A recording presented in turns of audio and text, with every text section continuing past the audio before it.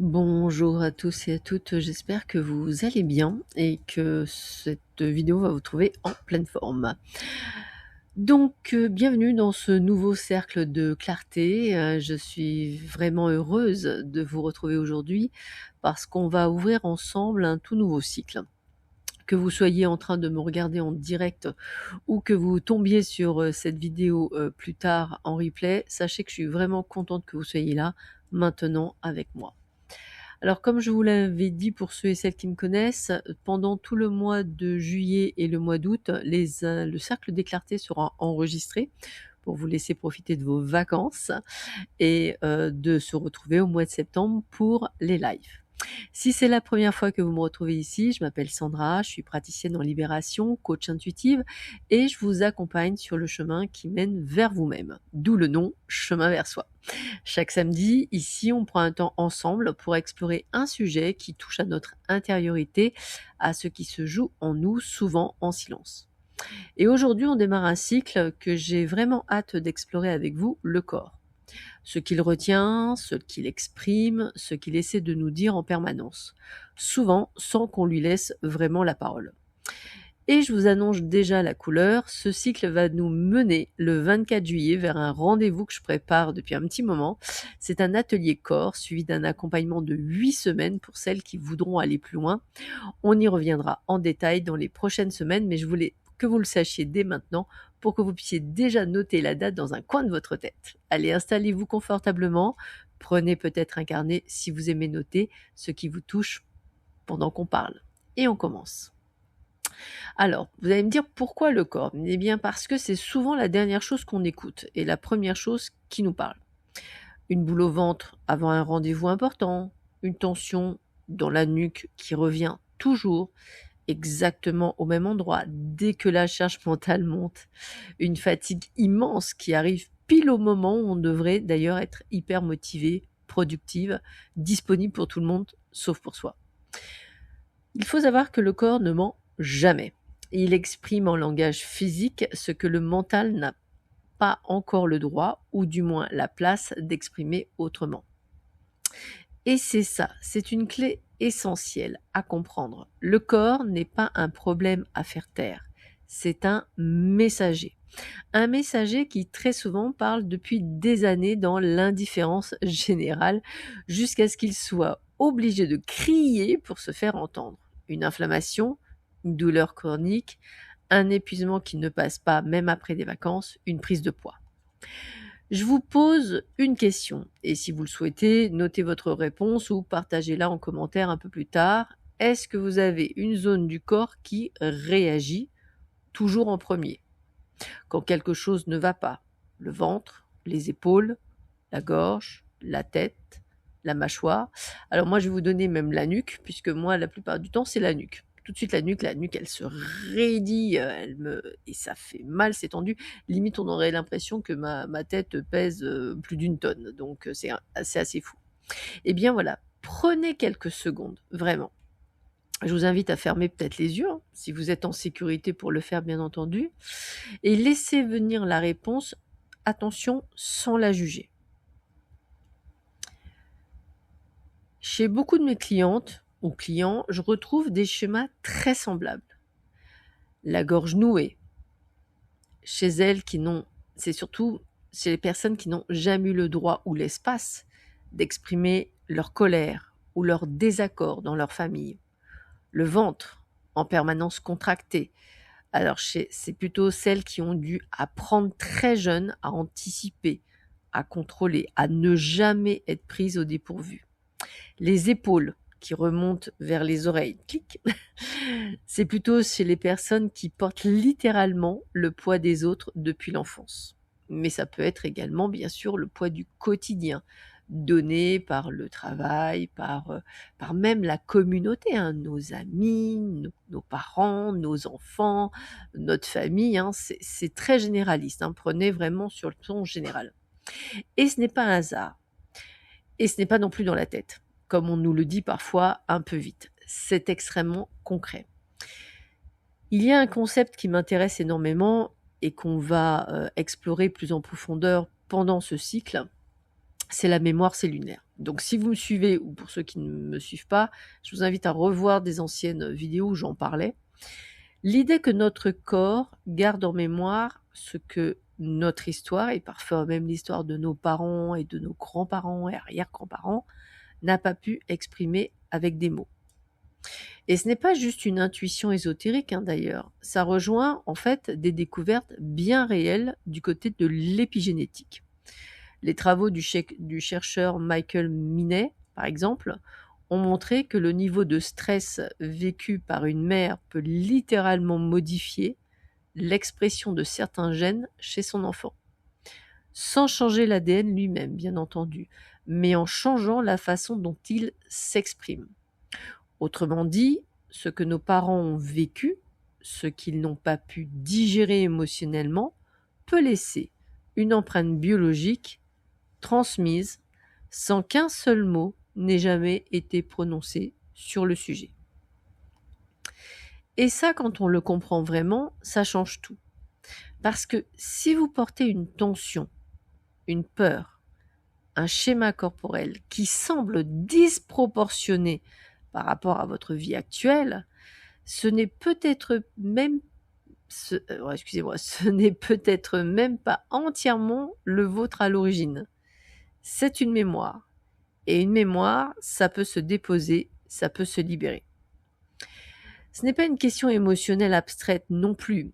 Ça a des répercussions très concrètes sur votre corps physique. Le stress chronique agit directement sur votre cortisol, cette fameuse hormone du stress. Un cortisol qui reste élevé trop longtemps, ça vient perturber votre métabolisme, la façon dont votre corps stocke la graisse, la façon dont il gère votre énergie tout au long de la journée. Et certaines d'entre vous me disent « je mange pareil, je bouge pareil et pourtant mon corps a changé ». Et bien souvent, ce n'est pas une question d'assiette, c'est une question de charge émotionnelle non digérée qui s'inscrit dans le corps. Et ça peut être également un deuil non fait. Ça peut être une coupure de racines, par exemple en déménageant loin de chez vous ou loin d'habitude. Vous voyez, c'est vraiment très généraliste. Le corps traduit littéralement en langage physiologique ce qu'on n'a pas digéré émotionnellement. Et je trouve ça en fait magnifique en réalité quand on prend le temps de le regarder sans peur et sans jugement, parce que ça veut dire que le corps n'est pas contre nous, il est même en fait à sa manière extrêmement loyal. Il continue d'essayer de communiquer patiemment, encore et encore, jusqu'à ce qu'on l'écoute enfin. Allez, une deuxième question pour vous. Et là encore, prenez le temps d'y réfléchir vraiment. Est-ce qu'il vous est déjà arrivé de sentir qu'une situation n'allait pas physiquement avant même de pouvoir l'expliquer avec des mots? Une sorte de pressentiment dans le bidou, une gorge qui se serre avant même d'avoir compris pourquoi. Je vous laisse le temps d'y réfléchir, de remonter dans vos mémoires. Eh bien, en fait, sachez que c'est très fréquent et c'est même, si on y réfléchit bien, une forme d'intelligence à part entière. Le corps perçoit souvent avant le mental. Ça, je l'ai dit aussi dans de précédentes vidéos. Il capte des signaux, une intonation, une énergie, une incohérence, bien avant que notre tête ait fini de les analyser. C'est exactement ce travail-là qu'on va approfondir ensemble dans les semaines à venir. Et surtout lors de l'atelier corps du 24 juillet, apprendre à décoder ce que le corps essaie de nous dire sans le forcer, sans le juger, juste en lui redonnant sa juste place, celle du messager. Alors moi je vous propose maintenant qu'on prenne un vrai temps ensemble, pas juste théorique, mais vécu. Un petit exercice tout simple que vous pouvez faire avec moi maintenant ou refaire seul un peu plus tard si vous préférez d'abord m'écouter. Alors installez-vous confortablement si vous pouvez. Posez les deux pieds bien à plat au sol. Relâchez les épaules. Allez, prenez une première grande inspiration et relâchez longuement par la bouche.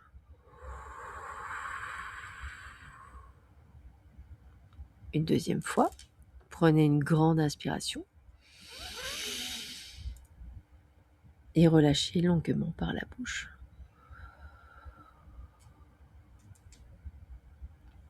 Une dernière fois.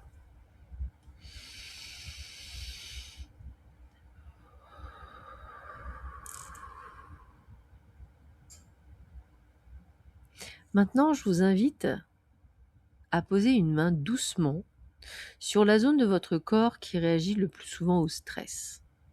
C'est peut-être le ventre, peut-être la poitrine, peut-être la gorge, la nuque, les épaules, la tête, les jambes aussi.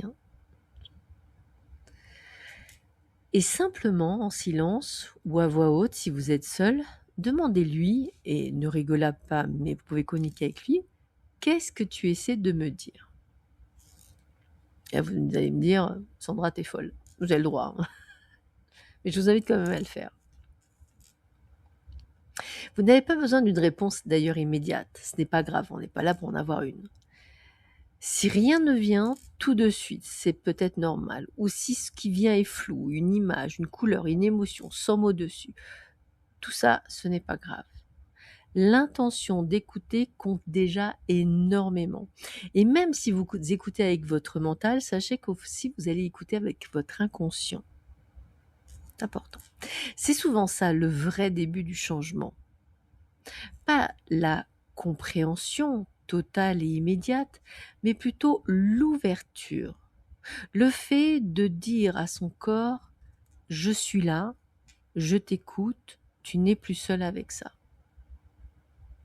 C'est pour ça qu'il faut toujours se respecter quand on se regarde dans la glace. Allez, respirez encore une fois profondément et relâchez. Et vous pouvez revenir doucement à vous, à la pièce autour de vous, à cette vidéo. Cet exercice tout simple, vous pouvez le refaire chaque jour, même 30 secondes. Dès que vous sentez une tension monter, ce n'est pas la durée qui compte, c'est plutôt la régularité et surtout l'intention derrière. Parce que ce genre de pratique d'ailleurs rejoint des outils que j'utilise énormément dans mes accompagnements, notamment la cohérence cardiaque, cette respiration lente et régulière qui vient littéralement synchroniser votre système nerveux, apaiser votre rythme cardiaque et faire redescendre le cortisol, puisque des chercheurs comme ceux du HeartMath Institute ont énormément travaillé sur ce sujet et les résultats sont impressionnants. Quelques minutes par jour suffisent à changer durablement la façon dont votre corps réagit au stress. Encore une fois, c'est pas le faire pendant, on va dire 3 jours ou 4 jours, ça va être sur plusieurs mois. Les challenges durent 8 semaines, ils ne durent pas 21 jours. C'est exactement ce type d'outil validé concret que je vais mettre au cœur de l'atelier corps du 24 juillet, du challenge de 8 semaines qui suivra. Et je voulais aussi profiter de ce moment pour répondre à quelques questions que vous me posez régulièrement en message privé ou en commentaire sur ce sujet du corps. Ce sont des questions qui reviennent tellement souvent que j'ai eu envie d'y répondre directement ici, là, avec vous.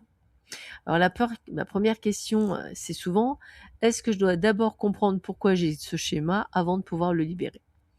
Et la réponse qui surprend souvent, c'est non. Pas obligatoirement.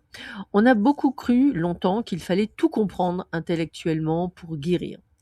Mais en fait, le corps, lui, ne fonctionne pas uniquement avec la compréhension mentale. Il fonctionne avec l'expérience, avec la répétition et avec la sécurité retrouvée. C'est pour ça que des outils comme l'EFT, cette technique de libération émotionnelle par le tapping sur laquelle le chercheur Dawson Church a publié des travaux vraiment sérieux, peuvent débloquer des schémas corporels même sans passer par des heures d'analyse. Le corps se libère parce qu'on lui redonne un espace sûr pour le faire, pas uniquement parce qu'on a compris intellectuellement d'où vient le problème.